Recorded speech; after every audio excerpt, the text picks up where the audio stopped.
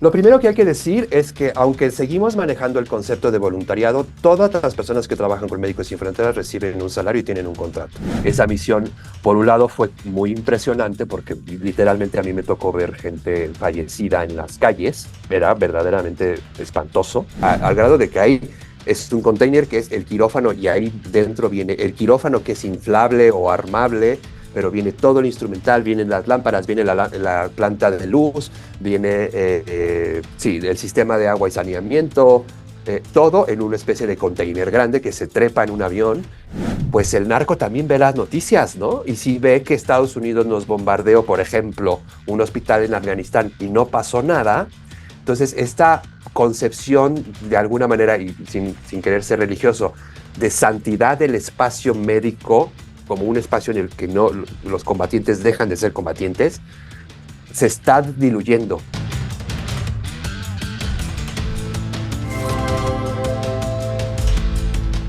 Médicos Sin Fronteras llegó al podcast del Infocito Estratégico. El día de hoy estamos con José Luis Michelena. Él es director ejecutivo de Médicos Sin Frontera para México y Centroamérica. José Luis es originario de la Ciudad de México, es licenciado en Ciencias de la Comunicación y viene con todo a compartirnos desde su experiencia cuál es la labor que están haciendo ahí en Médicos Sin Frontera y cómo lo ha vivido él. Bienvenido, José Luis. Muchísimas gracias, doctora, y encantado de estar aquí en tu podcast. Excelente, José Luis, pues empecemos. La verdad es que nos gustaría conocer el trabajo de Médicos Sin Fronteras, pero desde tu perspectiva, como decía anteriormente, tú llegaste en el año 2011 a Médicos Sin Fronteras. Cuéntanos cómo fue, era algo que tú ya habías proyectado, te hablaron, qué pasó por ahí. Claro que sí, bueno, sí, quizás lo primero que se estén preguntando es por qué un licenciado en Ciencias de la Comunicación, ¿no? Y eso tiene que ver con que Médicos Sin Fronteras se funda en 1971 y se funda por médicos y por periodistas, ¿no? Y la idea es, por un lado, obviamente, como primer mandato, ofrecer la atención médico-humanitaria y la asistencia sanitaria a las poblaciones en situaciones de crisis, pero también hablar públicamente de esas situaciones, ¿no? Y sobre todo alzar la voz cuando pues detectamos injusticias, ¿no? Es un poco lo que nos diferencia de otras organizaciones que pues quizás tengan un perfil público más recatado, digamos, ¿no? Entonces, bueno, yo debo decir que yo trabajé muchos años en Chiapas para el Colegio de la Frontera Sur y en ese entonces Médicos Sin Fronteras ya estaba por ahí en Chiapas, en los altos de Chiapas, y los llegué a ver y bueno, yo siempre he estado vinculado de alguna manera digamos, con el sector de la sociedad civil o el académico, y también el periodismo, pero pues yo siempre pues admiré la organización y bueno, pues siempre busqué también debo decir, he trabajado con agencias de ONU, con ACNUR, con OMS, etcétera, pero pues en algún momento vi la posición y me interesó mucho precisamente por este perfil doble, ¿no? Este doble mandato que tiene un componente de comunicación muy importante, ¿no? Y bueno, a partir de eso, pues ya son años en los que también he hecho misiones en distintos países, y he estado también en las oficinas centrales en Ginebra. Pero bueno, pues ahora aquí estamos y encantado de trabajar bueno, de seguir ya después de tantos años con la organización. Justamente supe que entraste y pasaron como 7 años, estuviste en misiones, después te fuiste a Suiza, participaste en diversas misiones, ¿no? En Haití, en África, en todo esto. ¿Cuál ha sido quizás el desafío más inesperado, la misión más complicada a la que te han enviado? Claro, mira, hay que decir que, bueno, empecé acá y un poco la idea era porque Médicos Sin Fronteras abrió la oficina acá en México en 2009 y era como muy poco conocida, ¿no? Entonces, digamos, uno de los principales objetivos de mi posición acá en México era pues darle más visibilidad, y entonces pues lanzar campañas, lanzamos muchas campañas, casi una por año, y hacer eventos públicos y todo, obviamente el trabajo con la prensa, etcétera, ¿no? Y en ese sentido, pues sí, bueno, sí, como decías, he estado en Líbano, he estado en Haití, etcétera, pero sí, definitivamente yo creo que la misión como más retadora para mí, para todos los, fue la misión que hicimos que hice en África del Oeste, en Liberia, Sierra Leona y Guinea, cuando el brote de ébola de 2014, ¿no? Porque, bueno, pues como se imaginarán, fue una misión, no sé si recuerden, pero fue un brote muy grande, más de 20.000 personas fallecieron. Médicos Sin Fronteras era hasta ese entonces una de las pocas organizaciones que respondía a los brotes de ébola que se daban en África, sí, que se daban principalmente en comunidades muy aisladas. Y entonces, pues sí, la verdad es que muy pocas organizaciones tenían el expertise para responder. Hay que decir que en ese entonces, pues la respuesta era básicamente pues aislamiento de casos y tratamiento sintomático. Tristemente, como sabemos, la enfermedad tenía unos índices de mortalidad muy elevados. Y cuando llega al medio urbano, que se dio tanto en Liberia como en Sierra Leona como en Guinea, pues explotó, ¿no? El nivel de contagios, etcétera. Pues esa misión, por un lado, fue muy impresionante porque literalmente a mí me tocó ver gente fallecida en las calles. Era verdaderamente espantoso, ¿no? Y ver los centros de tratamiento que habíamos montado completamente saturados, al grado de que en algún momento se tenía que rechazar pacientes porque ya no teníamos cupo, ¿no? Y eso que era un centro de tratamiento gigantesco, ¿no? En hectáreas. Eh, y por un lado, pues obviamente esa situación es muy dura, como saben, quienes están escuchando, pues el ébola es una enfermedad espantosa también, ¿no? Que produce mucho miedo, incluso a nosotros como miembros del equipo que estábamos ahí. Pero por otro lado, también me tocó ver la capacidad de respuesta de Médicos Sin Fronteras ante una situación así, ¿no? En términos de, obviamente, la movilización de personal, la logística para montar estos centros de tratamiento y los circuitos. Obviamente, pues como saben, cuando son casos de ébola, pues hay que entrar con trajes de protección, cómo mantener pues, los protocolos de prevención de infecciones, etcétera. Pero llámese eso hasta las labores que se hacían de promoción de la salud de las comunidades para prevenir los contagios, para obviamente identificación de casos, seguimiento de contactos, etcétera, que pues era un ejército con camionetas por todos lados, las toneladas de cloro que había que importar con puertos cerrados, etcétera. Ahí yo pude ver al Médicos Sin Fronteras que tiene esta capacidad logística, es así apabullante, que me hizo sentir obviamente mucho más orgulloso de trabajar con la organización. Y además hay que decir que otro componente muy importante pues era todo, obviamente, la investigación clínica, etcétera. Y incluso me tocó estar cuando gente de Oxford llegó a hacer los primeros estudios para desarrollar una vacuna.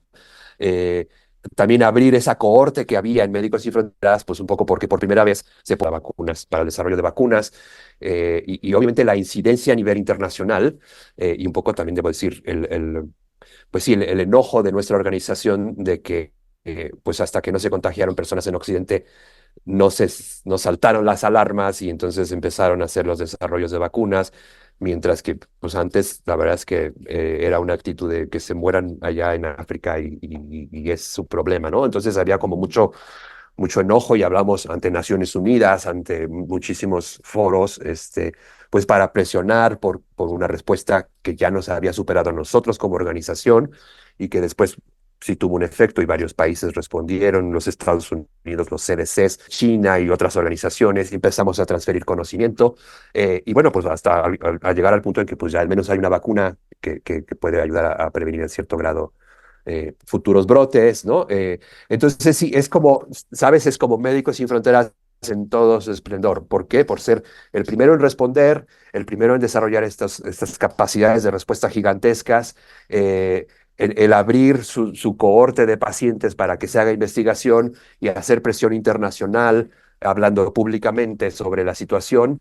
Y que produzca resultados como puede ser una vacuna, o obviamente mejorar los tratamientos y, digamos, el expertise clínico para tratar la enfermedad y reducir la mortalidad, por ejemplo, ¿no? Entonces, es como todo el conjunto de lo que MSF, Médicos Sin Fronteras, suele enfocarse, o son sus distintos ángulos de ataque, digamos, en una crisis que fue muy fuerte, ¿no? Después, obviamente, vino COVID y pues ya no resultaba tan extraño este tema de no tocarse, por ejemplo, ¿no? O de usar cubrebocas y este tipo de cosas bueno, pues ya los conocemos todos, pero en aquel entonces, pues todo fue sí, para muchos muy novedoso, incluso para mí, ¿no? Esta idea de no puedes tocar a nadie durante 2, 3 meses, ¿no? Y incluso regresando a México, no puedes tocar a nadie, ¿no?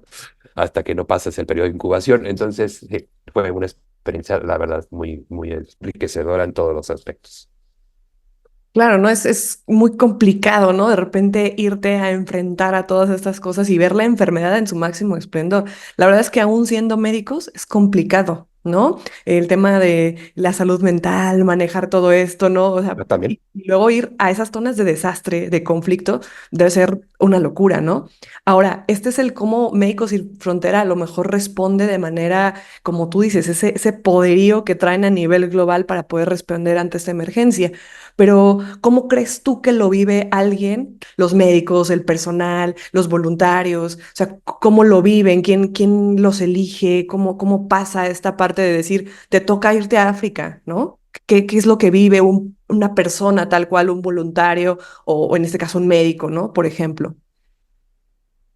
Claro, a ver, la organización funciona de la siguiente manera. Digamos, nosotros, obviamente, ya aquí en México ya hay más de 200 mexicanos que forman parte del equipo internacional, que está formado más o menos por 4.500 personas y hay aproximadamente 50.000 personas contratadas localmente en los distintos proyectos en los 75 países en donde trabajamos. Entonces ya somos 55.000 personas, ¿no?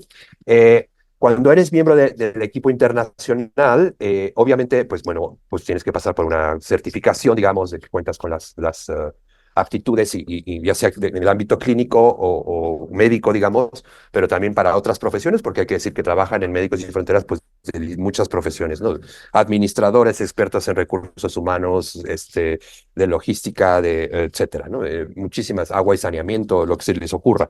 Y entonces, bueno, tú formas parte de este pool que le llamamos, y entonces, pues hay, en función de tus habilidades y tu perfil, digamos, profesional, pues se busca en los proyectos en el mundo, pues donde puede haber como un match, ¿no? A dónde podrías, pues se va a ir el médico por decir, necesitamos un pediatra, y entonces tú eres pediatra y obviamente se les ofrece el contexto de qué tipo de misión, ya es de conflicto armado, es un proyecto más regular en una zona que hay, no sé, desnutrición, o es en una zona de desastre, etcétera, ¿no? Y a partir de eso, pues la persona dice, ok, me interesa ese proyecto, ya sea obviamente porque pertenezco a la organización y quiero ayudar, pero también porque pues tiene un componente que me interesa de, no sé, si quiero como pediatra aprender más sobre la desnutrición, etcétera, y se manda pues sí, ya se hace toda la gestión para enviar a la persona. Decía, porque bueno, no es lo mismo estar trabajando en este momento en Gaza que estar trabajando en una, no sé, aquí en el proyecto que tenemos para atender a la población inmigrante. Generalmente, pues llegas a un proyecto que ya está establecido, a veces te toca llegar también a comenzarlo, en el que pues se te pone a vivir en una casa, compartiendo, bueno, tienes una habitación, pero compartes la casa y la cocina y todo con otros compañeros del proyecto que pueden ser de cualquier perfil. Y bueno, pues un poco se te hace como una introducción a las responsabilidades, a lo que hay que hacer, las necesidades, etcétera, y pues cada uno a cumplir con la función que ya está estructurada en el proyecto, ¿no? Suele ser una experiencia además súper gratificante en el sentido que conoces gente de todo el mundo, te puede tocar, no sé, con un iraquí o una iraquí y un alemán y un noruego y un norteamericano y un filipino, ¿no? Es súper rico en ese sentido, como incluso a nivel, por ejemplo, médico, intercambiar conocimientos o prácticas o de cualquier profesión, ¿no? Y pues es un grupo de gente que pues somos de alguna manera, pues creemos en la necesidad de llevar ayuda de calidad, ¿no? En situaciones en donde hay muchas carencias. Al personal médico, pues obviamente se le pide cierto nivel de experiencia previa. Digo, la organización ha avanzado mucho y ahora ya hay muchas cosas, no sé, tenemos ya ultrasonidos portátiles y cosas que se han desarrollado para que obviamente la calidad de la atención y del diagnóstico y todo esto mejore, pero de todas formas, pues no tienes, sí, resonancias para todos, pues no, eso no se puede, ¿no? Entonces, también es también un proceso de aprendizaje sí, de desarrollar como expertise clínico, ¿no? Por ejemplo, para el personal médico. Hay muchas guías, los médicos cuentan con guías para la guía de pediatría, la guía de desnutrición, la guía de dengue, la guía de la hepatitis, no sé, ¿no? Se hacen campañas de vacunación masiva en muchos países, te estoy hablando de cientos de miles de personas a veces en unas cuantas semanas, cuando hay brotes de sarampión, cuando hay brotes de cólera, ¿no? Y otro tipo de enfermedades. Y bueno, pues es realmente como, sí, de alguna manera un ejército, pero debo decir que el principal motor de esos ejércitos es el personal contratado localmente, ¿no? Que siempre son los más. que además pues los equipos internacionales y la organización trata también de transferir conocimientos, de que de alguna manera cuando la organización se retire porque la crisis ha terminado, pues se queden ciertas capacidades. Oye, y entonces, por ejemplo, yo recuerdo que hace algunos años que tembló acá en México, la gente de verdad quería ayudar, ¿no? Y estaban reclutando médicos, personal de salud, enfermeros, todo que se reunían para ir a las zonas de desastre y todo esto. Y no era tan sencillo, ¿no? Porque como dices tú, se requiere cierta capacitación, vaya, cierto entrenamiento, ¿no? Y entonces la gente realmente quería apoyar y terminó siendo también un desastre, ¿no? Esta otra parte. Sin embargo, ahora con todo lo que nos dices, pues la verdad es que, por ejemplo, nosotros que estamos en el ámbito médico, sí salimos con esa idea de pensar en yo quiero ayudar, yo quiero hacer algo, pero, por ejemplo, aquellos voluntarios, quien quiere ir, qué hacen, cómo se postulan, por ejemplo, porque podrían estarse preguntando ahora, oye, suena genial y probablemente tenga la oportunidad de viajar, adquirir experiencia, pero nada más es porque yo quiero ir a África, ¿verdad? Si no tienen que pasar. Entonces, ¿cómo es todo este proceso del personal para unirse a Médicos Sin Fronteras? Claro, lo primero que hay que decir es que aunque seguimos manejando el concepto de voluntariado, todas las personas que trabajan con Médicos Sin Fronteras reciben un salario y tienen un contrato, ¿no? Ujú. Hay un concepto de voluntariado en el sentido de que, pues, en lugar de trabajar en un hospital en Alemania como cirujano, te vas a ir a Yemen, ¿no? Entonces ahí hay un componente de voluntad de ayudar, ¿no? Sin embargo, sabemos, o sabe la organización, que pues la gente tiene hipotecas y tiene colegiaturas y tiene, no sé, compromisos económicos y tal, y entonces pues se le tiene que ofrecer a las personas un salario que le permita al menos, pues, digamos, continuar con sus compromisos, etcétera, ¿no? No son salarios gigantescos, pero se recibe un salario. Y eso además también tiene que ver con que cuando llevas a personas a estos contextos, pues hay una responsabilidad ética y legal, ¿no? Entonces, llevar voluntarios, pues significa tener un coordinador y significa a lo mejor que va a ser más difícil mantener la calidad de la atención médica porque tienes a gente que a lo mejor no está certificada debidamente y que además se tiene que eso presentar generalmente a los gobiernos en donde se va a trabajar para decir, me traigo este equipo de médicos, pero tienen esta certificación y a veces convalidar, etcétera, ¿no? Entonces ahí también hay una responsabilidad. Nos preguntan mucho de, si yo me quiero ir de voluntario, no es tan fácil, o sea, no es tan poco formal, es formal, ¿no? O sea, y es por la responsabilidad de la organización hacia los pacientes, hacia los gobiernos en donde trabajamos y hacia las personas de no abusar de las personas y de sus conocimientos y de su trabajo, ¿no? Entonces, sí, un poco, sí, porque mucha gente dice, sí, yo me quiero ir y me quiero ir un mes, no es tan No son así, hay un proceso vacaciones, formal. ¿no? Exacto, que quizás podría entrar en eso, hay mucho y se ha hecho como mucho la crítica de este turismo humanitario que se conoce, ¿no? Que la gente un poco como por meterle un toque de aventura a su vida decide irse a X lugar y tratar de ayudar, irse a un orfanato en Camerún, no lo sé. Pero nosotros un poco también buscamos que la gente tenga un nivel de compromiso importante y de profesionalismo, etcétera, porque sí se dan situaciones así que queremos digamos, evitar, ¿no? En ese sentido, también por eso le damos mucha importancia al personal local por sobre el internacional, porque también se vuelve, sino una especie ahí de el hombre europeo blanco o la mujer, ¿no? Que va a ayudar y eso, pues sí, es como muy controvertido y injusto y queremos luchar contra ello. Somos seres humanos de la región que sea, ayudando a otros seres humanos y no lo vemos como un tema sí, de turismo humanitario, de ponerle aventura para tu Instagram, ¿no? O sea, hay mucha seriedad en lo que hacemos y por eso las entrevistas y un poco también entender las motivaciones por las que la gente quiere trabajar, ¿no? No es un juego, no es una aventura, no es una vacación, ¿no?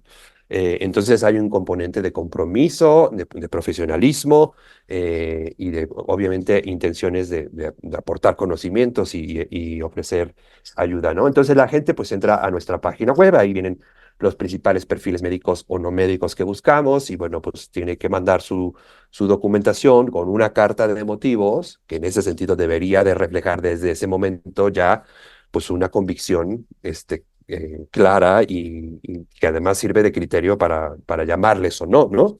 Em, Y a partir de eso, pues entra un proceso de validación con exámenes técnicos, etcétera, en función del perfil, ya sea médico o no médico, todo el mundo tenemos que hacer, sí, exámenes técnicos.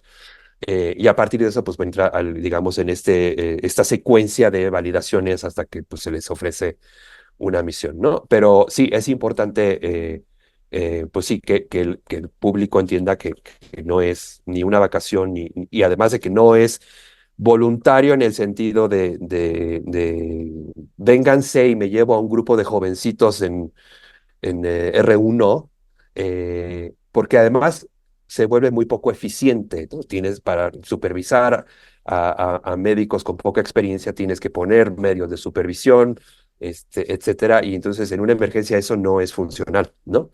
Tienes que llevar gente ya con experiencia aprobada, ¿no? Entonces, sí, un poco ese es el proceso. Sí, claro, o sea, a pesar de que sea una organización sin fines de lucro, pero que sea aprovechados bien los recursos, ¿no? No nada más económicos, sino en tiempo, ¿no? Los recursos humanos, ¿no? No puedes tener 5 médicos atendiendo a un paciente. Vaya, Exacto. es, como dices, lo más serio y sobre todo porque son situaciones de emergencia, ¿no? Donde optimizar es lo más importante. Ahora, hablando de recursos, ¿nos puedes compartir, José Luis, de dónde provienen los recursos con los cuales Médicos Sin Frontera sustenta todo esto, ¿no? Tanto en la emergencia como, pues, digamos, muy sostenible a través del tiempo, ¿no? Porque ya llevan desde Claro. 1971 operando. Claro, mira, es quizás una de las cosas como más pues de orgullo, pero también relevantes en el sentido de que determina nuestra forma de operar, es que el 98% de nuestros recursos provienen de donantes privados. Solo recibimos un 1%, de hecho, de fondos públicos institucionales, entre ellos de la Agencia de Cooperación Suiza y de la Agencia de Cooperación Canadiense, nada más, y como pueden ver, no es un porcentaje muy importante. ¿Por qué es importante esto? Porque la independencia de la organización, que es uno de los principios, también depende de que no respondamos a intereses políticos de ninguna clase. Entonces, no es cualquier cosa. Cuando nosotros obviamente hacemos llamados a la donación, que además hay que decir, un poco para sostener este funcionamiento a lo largo de los años, buscamos que la gente se haga donante a largo plazo, no con una donación puntual, sino que se afilie y que done una cantidad la que decida, pero de manera constante. Es muy importante para nosotros porque eso nos permite mantener la independencia financiera, que es independencia para trabajar, ¿no? Entonces es crucial, ¿no? Y en ese sentido, pues la organización ha desarrollado como muchas formas de, obviamente, de promover pues la afiliación de donantes, que se hagan socios de la organización. Tenemos más de 7.5 millones de donantes en todo el mundo. Y otra cosa que es como muy importante y también uno de los grandes valores a destacar de la organización de Médicos Sin Fronteras es que es una organización sumamente transparente en el ejercicio de los recursos que recauda. Entonces se presentan informes anuales auditados con todos los detalles que se puedan imaginar sobre cómo se ejerce el dinero, cómo se usa el dinero. Y por otro lado, también muy importante destacar digamos, el porcentaje de los recursos que se van efectivamente a las operaciones. Es en este momento, y no puede ser menor por estatuto, no puede ser menor del 80%. Es decir, de cada 10 pesos que recibimos, 8 se van a las operaciones y a la acción humanitaria que desarrollamos.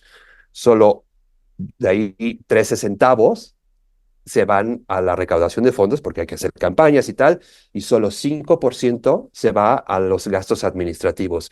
Esto, para que se den una idea, es bastante poco común a nivel de las organizaciones internacionales.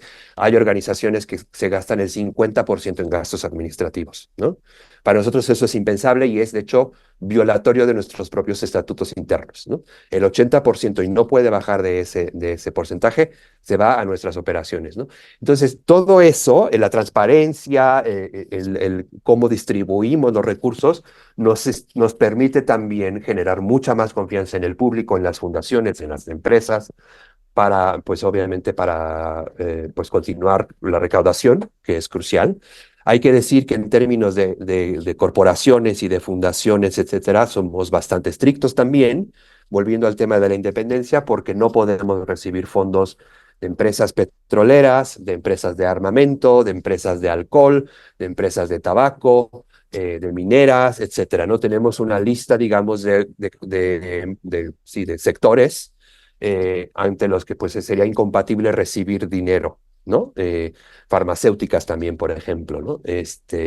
Porque pues obviamente entra en conflicto con muchos de los lugares en donde trabajamos y que además hay que decir que esta independencia, ya para cerrar, es también muy importante que sea conocida y transmitida, porque de eso depende también la seguridad de nuestros equipos, ¿no? Si trabajáramos en una zona afectada por una petrolera y recibiéramos dinero de una petrolera, nuestros equipos podrían estar en peligro si la gente se entera que recibimos dinero de la petrolera, ¿no? Y eso, pues, podemos transferirlo a un país que ha intervenido en una región y que recibiésemos dinero de ese país, ¿no?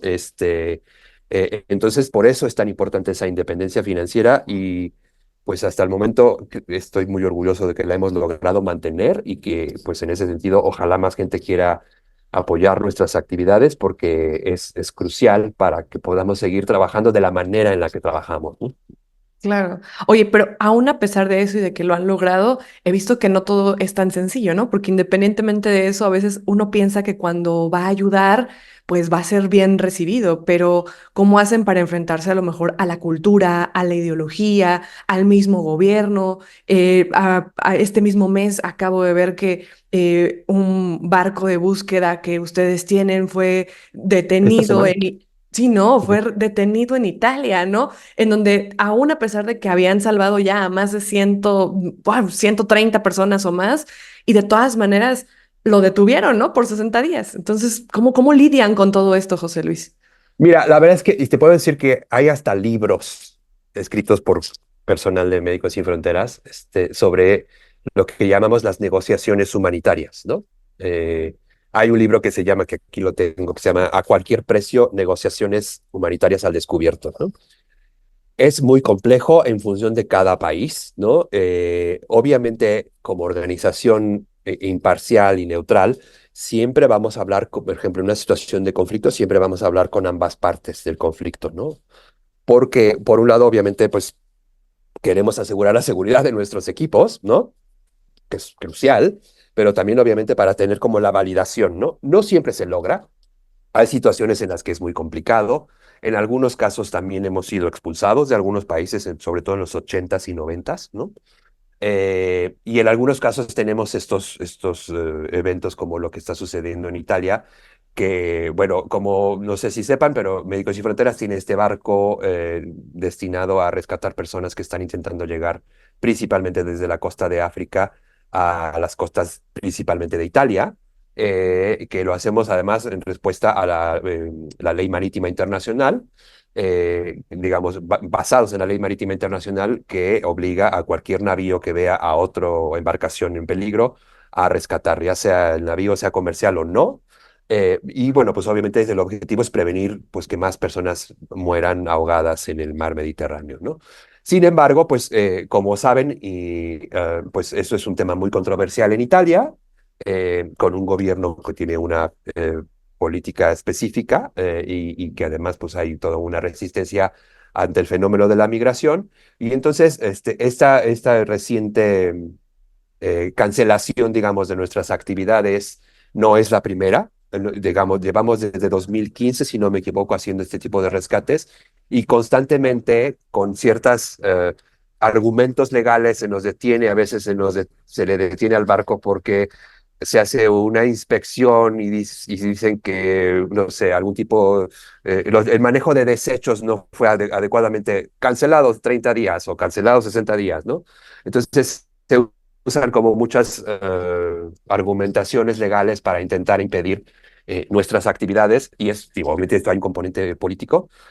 Hay ya otros, Médicos Sin Fronteras fue la primera organización que lanzó este tipo de embarcaciones de rescate, ya hay otras organizaciones que también lo hacen, que también tiro por viaje les hacen ese tipo de intentos de bloqueo o de cancelación temporal de sus actividades, pero es producto de, sí, pues de procesos de negociación que siempre son muy complicados, o incluso actualmente en Siria o en Afganistán, ahora, por ejemplo, con la situación del regreso del talibán al gobierno, y pues con todos los actores hay que negociar y hay que, sobre todo, defender lo que nosotros llamamos el espacio humanitario, es decir, la capacidad de seguir ofreciendo atención médica sin ningún tipo de parcialidad hacia ninguno de los bandos y solo en función de las necesidades de las personas, ¿no? Pero pues obviamente del dicho al hecho hay mucho trecho y hay que hacer mucha negociación, ¿no? En todos los ámbitos.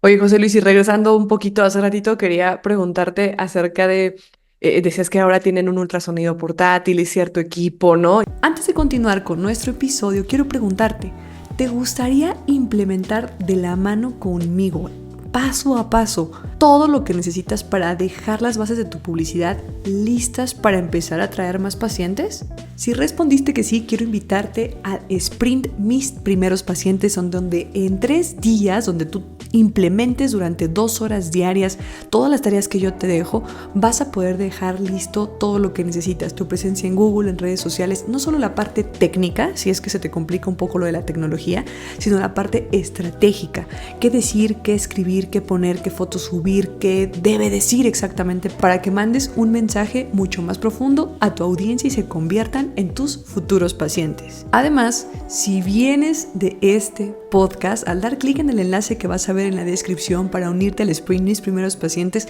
tendrás acceso a unos bonus que no sabes. O sea, no importa si no tienes tiempo, de todas maneras ahí te voy a enseñar cómo hacerlo con inteligencia artificial.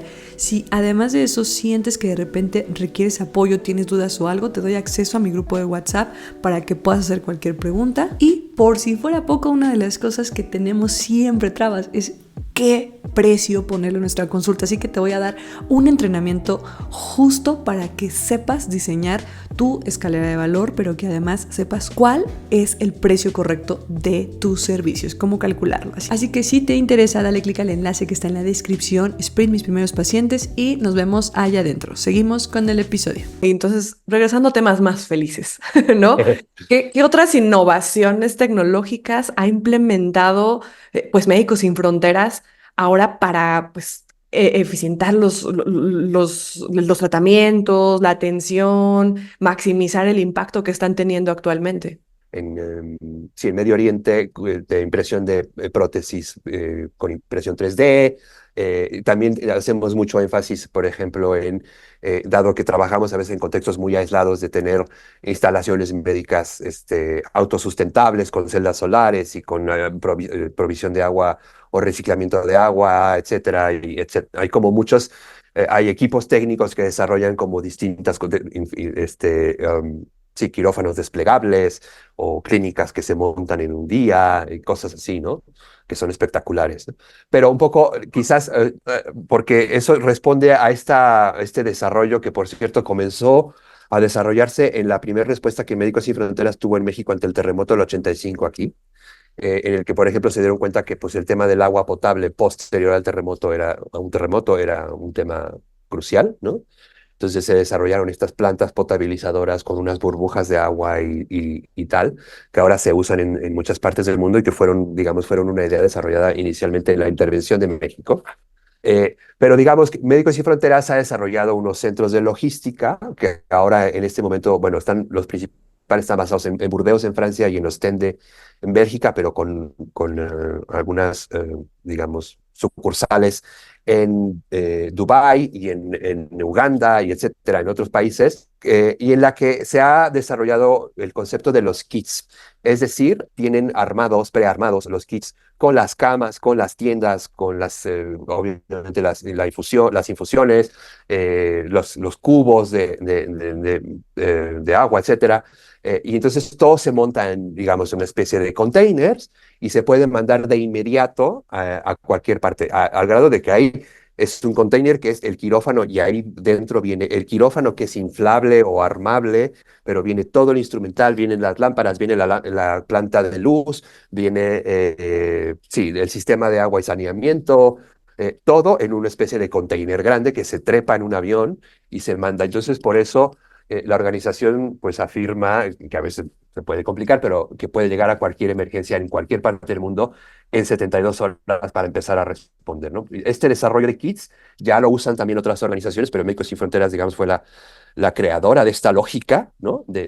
Además, tiene que ver obviamente con comprar medicamentos, digamos, a grandes volúmenes para conseguir mejores precios, y obviamente, pues claro que cuidando todo el tema de la caducidad y tal, pero y tener stock de determinados medicamentos que se van distribuyendo a los proyectos, pero que permiten de inmediato, en función de la emergencia que sea, porque si es cólera no es lo mismo que terremoto, y si es brote de sarampión o si es, etcétera, y pues mandar las cosas todas, y entonces los equipos en el terreno pues ya saben que van a recibir exactamente lo que necesitan y no van a tener ahí cosas que no son pertinentes para la intervención, ¿no? Entonces, ese te podría decir que es como el principal avance. Ahora, en otro ámbito, cuando Médicos Sin Fronteras se ganó el Premio Nobel de la Paz, se decidió destinar el dinero del premio a crear una organización que se llama, bueno, próximamente se va a cambiar el nombre, pero se ha llamado la Campaña de Acceso a Medicamentos,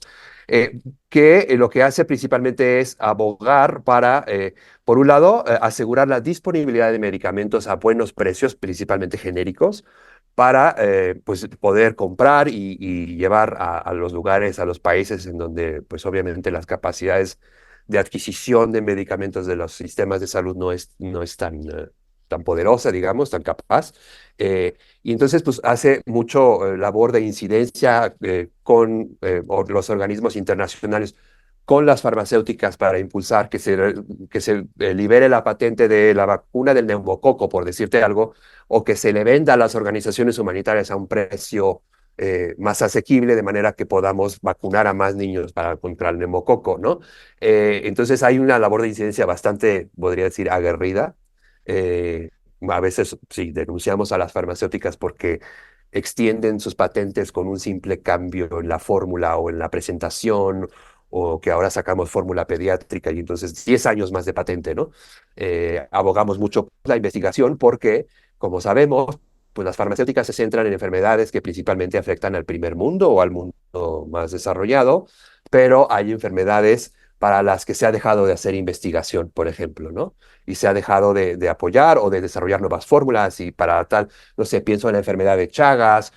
Obviamente también tenemos mucho trabajo en términos de la tuberculosis y la tuberculosis resistente y multiresistente, para que se bajen los precios, pero que también se desarrollen medicamentos con menos efectos secundarios, etcétera, ¿no? Entonces hay mucho trabajo también de innovación desde la parte de, bueno, por un lado de bajar los precios o de desafiar las patentes, pero también por impulsar la investigación para enfermedades que afectan a países más pobres y que no le interesan al sector farmacéutico porque no son redituables, ¿no? Entonces, todo también un conjunto de trabajo en términos de innovación, desde la parte logística hasta la parte farmacéutica, digamos, ¿no?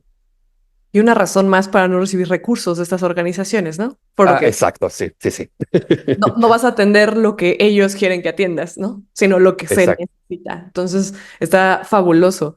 Oye, José Luis, desde tu perspectiva, tú tienes un montón de experiencia en todos estos años, pero con todo esto que está pasando alrededor del mundo, ¿cómo sería desde tu perspectiva, aunque no esté pasando actualmente, esa cooperación que deberían de hacer las organizaciones internacionales para que en contextos de emergencia, por ejemplo, ahora la guerra, etcétera, pues que esto funcione mejor, ¿no? Y que lejos de volverse, ve toda la tecnología que traen, ve todo el personal, pues quiere estar ahí realmente, ¿no? Ya nos dijiste cómo se reclutan, cómo llegan, no es el sueldazo de un médico cirujano, no, No. pero es porque quieres estar ahí y por lo menos, bueno, puedes sustentar tus gastos y el hecho de querer ayudar, ¿no? Pero entonces, ¿tenemos todo? O eso parece, ¿no? Pero hay tantas trabas que nos ponemos entre nosotros mismos. ¿Tú cómo crees que debería de ser esta colaboración? Mira, en realidad creo que lo principal y que es algo que nos preocupa mucho actualmente, y que lo estamos viendo en este momento, por ejemplo, en Gaza, es que el espacio humanitario del que hablaba se está viendo reducido. ¿En qué sentido? En primera parte, en primer momento, porque se están multiplicando los ataques a las organizaciones como la nuestra o las que hacen otro tipo de trabajo humanitario. Está siendo minado y a mí me preocupa muchísimo. Y bueno, a la organización en general nos preocupa muchísimo porque pues si pasa en un lado, luego comienza a pasar en otro y se hace como un reguero de pólvora, ¿no? Hay que decir que pues estas normativas del derecho internacional humanitario y los convenios de Ginebra son el producto de más de 200 años de reflexión como humanidad, de cómo se debe ofrecer, por ejemplo, la atención médica en una situación de conflicto y que hay que hacer pausas para recoger a los heridos desde las guerras napoleónicas, ¿eh? Y que se ha ido obviamente sofisticando y se han establecido normativas y que la mayoría de los países del mundo han firmado y que ahora se están violando. Entonces eso pues nos pone en una situación mucho más vulnerable y sobre todo nos pone en una situación en la que poder llegar a los puntos más críticos donde hay población más afectada se vuelve cada vez más complejo y peligroso, ¿no? Entonces, ese es un punto muy importante que yo creo que incluso te diría como sector, como gremio médico, tenemos que impulsar porque se respete. En México ya se dieron en años anteriores estos ataques a chicos que estaban haciendo su servicio social en la Sierra de Durango y estos de casos que oímos, que de verdad de alguna manera es el reflejo de que también se están dando ataques en otros países. Y yo siempre digo, pues el narco también ve las noticias, ¿no? Y si ve que Estados Unidos nos bombardeó, por ejemplo, un hospital en Afganistán y no pasó nada, entonces esta concepción de alguna manera, y sin querer ser religioso, de santidad del espacio médico como un espacio en el que no los combatientes dejan de ser combatientes, se está diluyendo. Y eso es súper preocupante, ¿no? Y entonces yo creo que hay que trabajar mucho porque la gente conozca el derecho internacional humanitario y obviamente porque se refuerce la protección a los equipos médicos y humanitarios que trabajan en distintas partes del mundo, incluyendo en México, ¿no?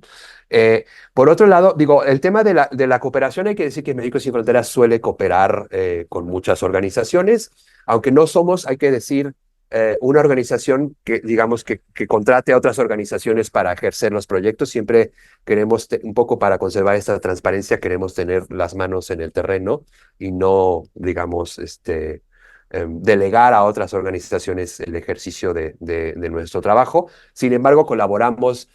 Piensa en un campo de refugiados con otras organizaciones, ya sea Oxfam, Save the Children, todas estas grandes organizaciones internacionales que estamos de alguna manera aliadas. En algunos contextos ellos no están y nosotros sí, a otros estamos juntos, y entonces se suelen hacer en condiciones óptimas eh, eh, comités en los que se distribuyen como, bueno, si Médicos Sin Fronteras se va a especializar o dedicar específicamente a la parte médica, pero Oxfam se va a dedicar a la parte de agua y saneamiento o de provisión de agua potable. Sí se da esa colaboración. Lo que sí hay que decir es que también, y quizás un poco producto de esta degradación del concepto del valor de lo humanitario, sí es un sector que se está viendo afectado por menos financiamiento. Principalmente financiamiento de los gobiernos para las organizaciones que sí reciben financiamiento de los gobiernos. Muchos gobiernos están reduciendo sus aportaciones, por ejemplo, ¿no? Y entonces, aunque no nos afecta, por ejemplo, a Médicos Sin Fronteras directamente, porque como decía, nosotros el 98% de los ingresos depende de personas del sector privado, digamos, sí nos afecta porque si una organización X de pronto tiene que recortar su presupuesto y ya no puede responder en tal o cual región, nos deja más solos a nosotros para lograr esa coordinación, ¿no? Entonces tenemos que asumir muchos más compromisos o mucho más actividades de las que si tal o cual organización estuviera aquí, podríamos delegar, ¿no? O distribuir, ¿no? Entonces hay una crisis en ese sentido y que están saliendo, bueno, sobre todo en medios internacionales. Hay un medio digital que se llama The New Humanitarian, que sí, es un periódico que principalmente se lo recomiendo que se suscriban y todo, y vienen noticias humanitarias de todo el mundo. Y ahí se están produciendo artículos de que hay una crisis del sector humanitario.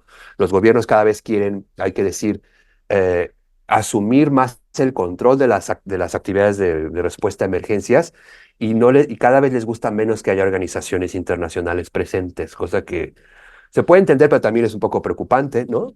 Pero ¿por qué pasa esto, José Luis? Creo que hay también un poco de nacionalismo, de tener más el control, un poco también de imagen pública, de sí, hay una emergencia en mi país y yo puedo controlarla y yo tengo todos los medios para hacerlo y no quiero que vengan aquí de otras partes o incluso de la sociedad civil de mi propio país a intervenir, etcétera, ¿no? Y sí, es un fenómeno que se está dando, creo que es también como esta retórica populista, ¿no? pero que sí está teniendo ya un efecto sobre todo, por ejemplo, en las aportaciones que hacen las agencias de cooperación del país que se les ocurra para el financiamiento de estas organizaciones, ¿no? Entonces, creo que también es un tema como a seguir en el sentido de defender que la posibilidad de que existan organizaciones de la sociedad civil que den este tipo de respuestas garantiza que la ayuda sea dada con total imparcialidad, ¿no? Si no, si dejáramos toda la responsabilidad a los gobiernos, siempre puede haber un componente político en cómo, en las decisiones de cómo se distribuye la ayuda y a quién y de qué manera y tal, ¿no? Entonces, creo que el rol de las organizaciones de la sociedad civil, ya sea ONGs internacionales o ONGs locales, siempre va a ser muy importante porque ahí es donde se da este espacio humanitario en el que son seres humanos sin una agenda política o de religión o de género sin ningún tipo de discriminación, atendiendo a otros seres humanos simplemente en función de sus necesidades, sin ningún interés, ¿no? Entonces, eso yo creo que es muy importante defenderlo, vigilarlo, eh, sí, impulsarlo, porque es la forma en que nosotros como sociedad civil nos apoyamos unos a otros. ¿Me explico? Y eso sí corre peligro de perder o de que su rol se vea disminuido en beneficio de intereses que podrían ser políticos o militares, por ejemplo, ¿no? Ok.